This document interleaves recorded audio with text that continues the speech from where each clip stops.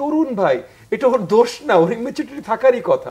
আজকে জামাত যেমন পরিষ্কার রাজনীতি করতে পারে, বিএনপি যেমন পরিষ্কার রাজনীতি করতে পারে, এনডিএম যেমন পরিষ্কার রাজনীতি করতে পারে, তেমন একইভাবে জাতীয় নাগরিক কমিটিও পরিষ্কার রাজনীতি করবে। হাসনাত আব্দুল্লাহর ফেসবুক স্ট্যাটাস, রাজনীতিবিদরা হাত মেলাচ্ছে আর বিপ্লবীদের ফাঁসির দড়ি এগিয়ে আসছে, প্রশ্নটা আপনার কাছেও রাখতে চাই, ছাত্রদের সাথে আপনাদের রাজনীতিকদের দূরত্ব তৈরি হচ্ছে কিনা? বৈষম্য বিরোধী ছাত্র আন্দোলনে যারা নেতৃত্ব দিচ্ছেন তারা কিছু দূর রাজনৈতিক মহলে খুবই নতুন এন্টিটি। সো এই যে হাসনাত, এই যে আনসারদের সাথে যে ঘটনাটা ঘটলো, যখন হাসনাত আহত হলো, আমি নিজেও হাসনাতকে দেখতে গেছিলাম, ও যখন হাসপাতালে সিএমএইচ এ ছিল।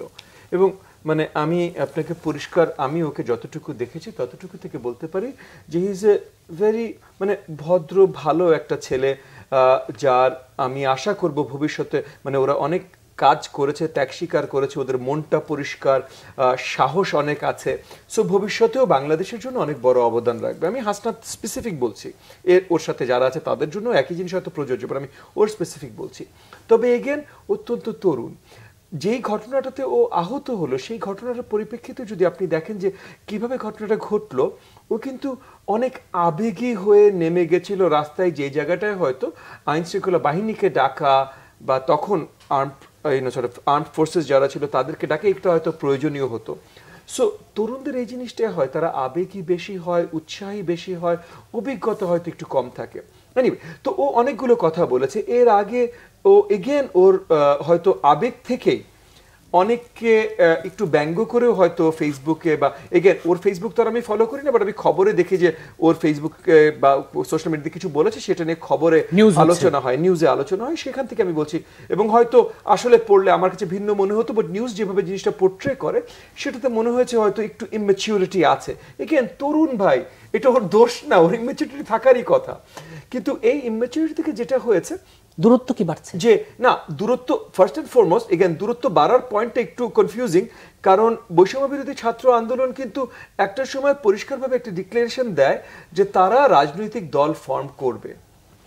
সো তারা রাজনৈতিক দল ফর্ম করবে, এটার আলোকে আবার জাতীয় নাগরিক কমিটিও একটা তৈরি হয়। সেই জাতীয় নাগরিক কমিটিও তারা যখন তৈরি হয়, তারাও অফিশিয়ালি ডাক দিয়ে ক্লেম করে যে বৈষম্য বিরোধী ছাত্র আন্দোলনের পলিটিক্যাল এবং নন স্টুডেন্ট পলিটিক্যাল উইং হলো জাতীয় নাগরিক কমিটি। তাহলে আমি সেই জায়গা থেকে ধরেই নিচ্ছি যে জাতীয় নাগরিক কমিটি এবং বৈষম্য বিরোধী ছাত্র আন্দোলন তারা একত্রিতভাবে রাজনৈতিক দল গঠনের কার্যক্রম চালিয়ে যাচ্ছে।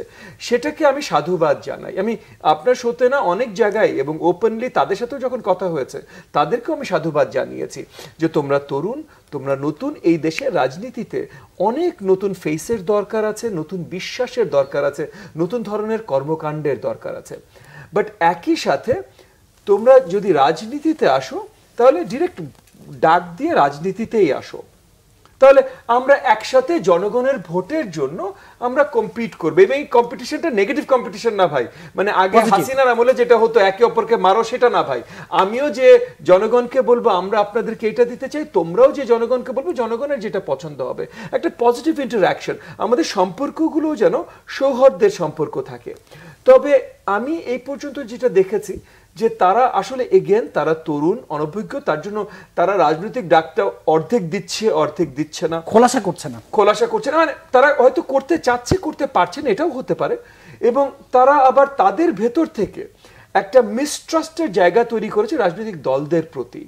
সো তারা যখন রাজনৈতিক দলের সাথে কথাও বলে, এটা আমার দল এনডিএম হোক, আমার বিজ্ঞ সহ আলোচক ওনার দল বিএনপি হোক বা যেই দলই হোক, তাদের সাথে আলোচনার সময় তারা একটু মিসট্রাস্ট তারা ফিল করছে। এখন আমাদের কাছে আসলে হয়তো আমরা পরিষ্কার করতে সক্ষম হতাম যে দেখো তোমরা তরুণ, আমাদের সাথে মিসট্রাস্ট করার কিছু নেই, আমরা তোমাদের নিয়ে কাজ করতে চাই, আমাদের দলে আসো বা আলাদা দল করো, কোনো অসুবিধা নাই।